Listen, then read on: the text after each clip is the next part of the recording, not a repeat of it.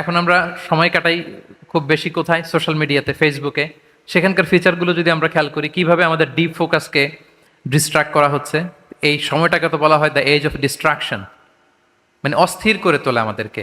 30 সেকেন্ডের একটা রিল, 25 সেকেন্ডের একটা রিল, একটার পর একটা স্ক্রল করছি, র্যান্ডম পৃথিবীর বিভিন্ন ইনফরমেশন আমার মাথায় গ্যাদার করতেছে, ধীরে ধীরে আমাকে অস্থির করে তুলতেছে। সো আমাদের যে ডিপ ফোকাস, আমাদের মনোযোগায়ন, মনোযোগকে এক জায়গায় নিয়ন্ত্রিত করা, কেন্দ্রীভূত করা, এটাও কিন্তু আমরা হারাচ্ছি।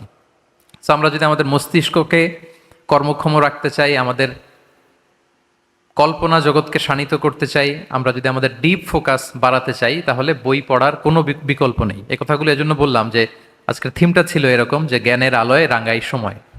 সো আমরা যেন, সম্মানিত সুধীমণ্ডলী, বইয়ের সাথে আমাদের অ্যাটাচমেন্টকে যেন আমরা বাড়াই। তো আমার মনে হয় আল্লাহর অশেষ মেহেরবানি, এক নজরে কোরআনের মধ্য দিয়ে মানুষকে পাঠক বানানো, বইয়ের সাথে সময় কাটানো, বইয়ের সাথে নিজেদের অ্যাটাচমেন্ট বাড়ানো, এটা বোধহয় সামান্য হলেও এই সার্ভিসটা বোধহয় আমরা দিতে পেরেছি। মানে সামান্য হলেও, যত সামান্য হলেও এতটুকু কন্ট্রিবিউট হয়তো আমরা as an author and the publishers আমরা এটা করতে পেরেছি বাংলাদেশে, যে মানুষ এক নজরে কোরআনটাকে গ্রহণ করেছে। লাখো পাঠকের হাতে এই বইটি পৌঁছে গিয়েছে, আলহামদুলিল্লাহ।